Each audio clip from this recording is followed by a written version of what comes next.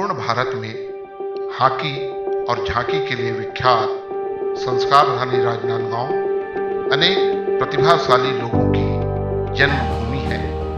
कला, साहित्य, संस्कृति, खेल, पत्रकारिता, धर्म, आध्यात्म और समाज सेवा के क्षेत्र में यहाँ के सपूतों ने इस नगर का मान बढ़ाया है। राजनांदगांव के ही एक ऐसे ही सपूत हैं श्री राजेश कुमार मारू, जिन्होंने अपनी बहुमुखी प्रतिभा के चलते समाज में अपना विशिष्ट स्थान बनाया है। श्री मारू की प्रारंभिक शिक्षा म्युनिसिपल हाई स्कूल प्राथमिक शाला नंबर 2 में हुई। तत्पश्चात उन्होंने म्युनिसिपल स्कूल राजनांदगांव से हायर सेकेंडरी और दिग्विजय महाविद्यालय राजनांदगांव से B.Com की परीक्षा उत्तीर्ण की। उन्होंने LLB में प्रवेश भी लिया, लेकिन किन्हीं कारणों से विधि की पढ़ाई पूरी नहीं कर पाए। मारू से हम लोग का बचपन से लगाव रहा है और हम लोग एक ही मोहल्ले में साथ में रहे हैं। उनका बचपन से कला के प्रति रुझाव रहा है।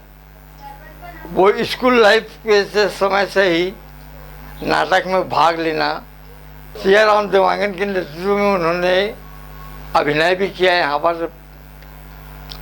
उसके बाद धीरे से हम लोग ने रग्बी दमान समिति की स्थापना की, जिसमें वो ढोलक बजाया करते थे।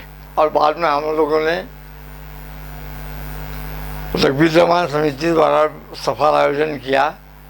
उसके बाद बैगा ग्रुप का निर्माण हुआ और आज भी कला के प्रति उनका रुझान है और बहुत अच्छा काम कर रहे हैं। अभी उन्होंने मितान नामक एक संस्था खोली है। उनने पूरे प्रदेश के कलाकार, छत्तीसगढ़ प्रदेश के पूरे कलाकार उनके संपर्क में हैं और बहुत अच्छा सफल आयोजन हो रहा है। और क्रिकेट में भी उनका बहुत रुचि रहा है। क्रिकेट भी बहुत मैच हम लोग ने उनके साथ में खेला हुआ है, हर जगह घूम घूम के। जिनमें मेरा यादगार मैच रहा है कि तुमड़ी लेवा में हम लोग ने वहाँ से ट्रॉफी जीत के लाए थे उनके साथ में। वो स्पोर्ट्स में भी अच्छे, तो खास करके क्रिकेट। अब ज़्यादा क्या कहूँ उनके बारे में, कुछ कहना न सूरज को चिराग दिखाने के बराबर है। महाविद्यालयीन शिक्षा पूरी करने के बाद श्री मारू राजनीति के माध्यम से समाज सेवा के क्षेत्र में सक्रिय हुए। वे 5 वर्षों तक शिवसेना के राजनांदगांव जिला अध्यक्ष थे। उन्होंने अपने कार्यकाल में नगर पालिका निगम राजनांदगांव और जिला चिकित्सालय राजनांदगांव को अपना प्रमुख कार्य क्षेत्र बनाया। इस बीच कुछ समय के लिए उन्होंने साप्ताहिक समाचार पत्र सच्चा हीरा का प्रकाशन और संपादन भी किया। श्री राजेश मारू ने सांस्कृतिक जागरण का शंखनाद करते हुए मित्रों के साथ मिलकर सन 1995 में बैगा ग्रुप राजनांदगांव का गठन किया, जिसके वे अध्यक्ष चुने गए। बैगा ग्रुप के माध्यम से उन्होंने छत्तीसगढ़ी लोक कला और संस्कृति में आ रही विकृतियों को दूर करने के लिए ऑडियो कैसेट निर्माण के माध्यम से भगीरथ और उल्लेखनीय प्रयास किया। उन्होंने छत्तीसगढ़ी देवी जसगीत, पारंपरिक भाग, कर्मा, ददरिया, सुआ और बिहाव गीत के साथ ही छत्तीसगढ़ी लोक संस्कृति की लगभग सभी विधाओं पर 40 से ज़्यादा ऑडियो और वीडियो कैसेट का निर्माण किया। श्री राजेश मारू धर्म आध्यात्म के क्षेत्र में सक्रिय व्यक्तित्व हैं। वे धर्म को सेवा के साथ जोड़कर चलते हैं। राजनांदगांव नगर के पश्चिम दिशा में स्थापित मां पाताल भैरवी, देवाधिदेव भोलेनाथ की विशाल प्रतिमा के साथ 12 ज्योतिर्लिंगों की एक ही स्थान में स्थापना और देवी के 9 स्वरूपों की एक ही स्थान पर स्थापना कर श्री मारू के दिमाग की ही परिकल्पना है। अपनी इस परिकल्पना को उन्होंने समान विचारधारा वाले मित्रों के साथ मिलकर साकार किया। इसके लिए सर्वप्रथम उन्होंने बर्फानी सेवा आश्रम समिति राजनांदगांव का गठन किया, जिसके वे संस्थापक अध्यक्ष चुने गए और अभी तक इस जिम्मेदारी का कुशलतापूर्वक निर्वहन कर रहे हैं। इस समिति को योगी राज ब्रह्मर्षि बर्फानी दादा का सतत मार्गदर्शन और आशीर्वाद प्राप्त हुआ। उनका व्यक्तित्व तो जो है, उनकी पूरी जिंदगी जन कल्याण और सेवा भाव और भक्ति भजन में ही बीती है। अभी वो यहाँ पर सांस्कृतिक कार्यक्रमों में जितने भी हमारे अपने लोक रंग के कलाकार हैं, उनको कैसे आगे बढ़ाएं, कैसे उनके लिए अपन अच्छे से प्रतिभा उनकी निखारें, ये सब बातें उन्होंने कही और साथ में एक ग्रुप बनाकर उनको आगे बढ़ाने के कार्य भी विगत कई वर्षों से जारी रखा है।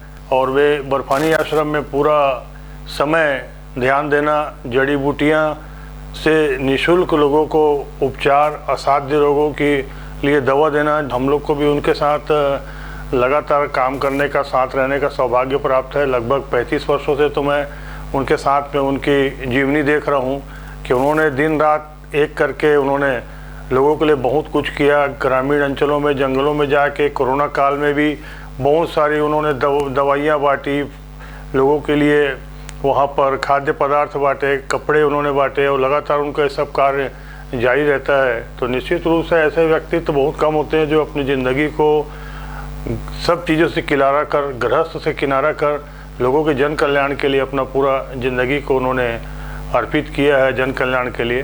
तो माता रानी उनके ऊपर सदा कृपा बनी रहे और बहुत अच्छा उनका जो काम चल रहा है वो सदा आगे चलता रहे। मां पाताल भैरवी मंदिर आज छत्तीसगढ़ का प्रमुख धार्मिक तीर्थ और पर्यटन स्थल बन गया है। बर्फानी सेवा समिति द्वारा प्रतिवर्ष शरद पूर्णिमा के दिन दमा पीड़ितों को औषधि युक्त खीर का निःशुल्क वितरण किया जाता है। इस प्रसाद को पाने के लिए हर साल मंदिर परिसर में 25,000 से ज़्यादा लोग एकत्रित होते हैं।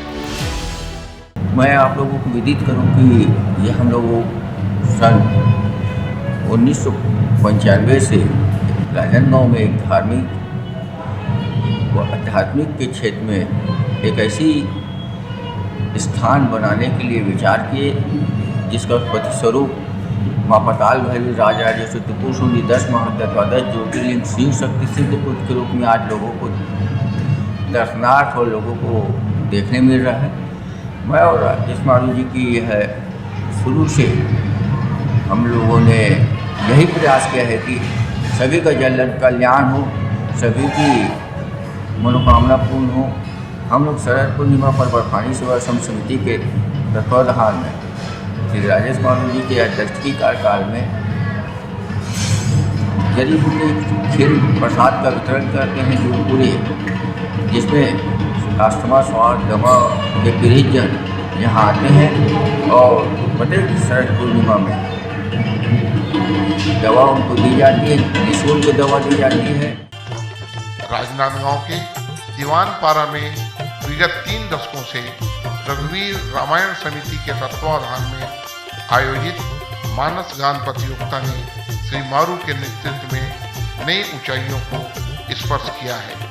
कहा जाता है कि इस प्रतियोगिता की सफलता को देखकर ही छत्तीसगढ़ के कस्बों और गांवों में मानस गान प्रतियोगिता की शुरुआत हुई।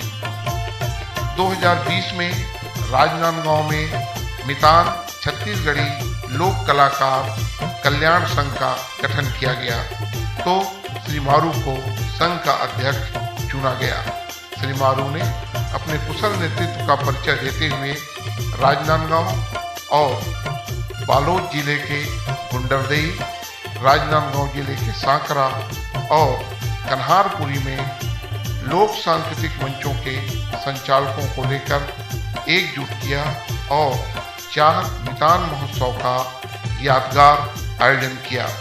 यह महत्वपूर्ण है कि ये आयोजन बगैर किसी शासकीय अनुदान के संपन्न हुए। ये आयोजन राजनांदगांव में मील के पत्थर माने जाते हैं। कलाकार संस्कृति विभाग जो है उससे थोड़ी सी परेशानी में थे और जितने पुराने दिग्गज कलाकार अपने आप को कहते हैं उनके द्वारा छोटे कलाकारों का शोषण किया जा रहा था और वो सारे कलाकार नांदगांव के खासकर वो मेरे पास आए कि हमको प्रताड़ित किया जा रहा है और हमारे पास कोई ऐसा आदमी नहीं है जो हमारी बात शासन तक पहुंचा सके। तो उनकी बातें सुनकर मेरे को लगा सही बात है और उनको इकट्ठा करके मैंने मितांग संघ का गठन किया और आज उनकी सारी समस्याएं धीरे धीरे सब दूर होती जा रही हैं और जो अपने को तथाकथित लोग बड़ा कहते थे, है ना, उनके भी समझ में आ गया कि ये लोग अब संगठित हैं तो इनसे अपन मिलजुल कर रहे हैं और वो सारे कलाकार अब हमारे साथ मिलजुल कर काम कर रहे हैं। मार्च 2020 में जब विश्वव्यापी कोरोना संकट आया और लॉकडाउन के चलते जब कई लोगों के सामने भूखों मरने की स्थिति निर्मित हुई तो श्री मारू ने अपनी जान की परवाह न करते हुए अपने मित्र पत्रकार कमलेश शिवनकर के साथ राजनांदगांव के सुदूर वनांचल क्षेत्र औंधी से लेकर बकरकट्टा तक जरूरतमंदों को सूखा अनाज, हरी सब्जी और दवाइयाँ पहुंचाकर सच्ची सेवा भावना का परिचय दिया। 2021 के लॉकडाउन में भी उनका अनुकरणीय सेवा कार्य रहा।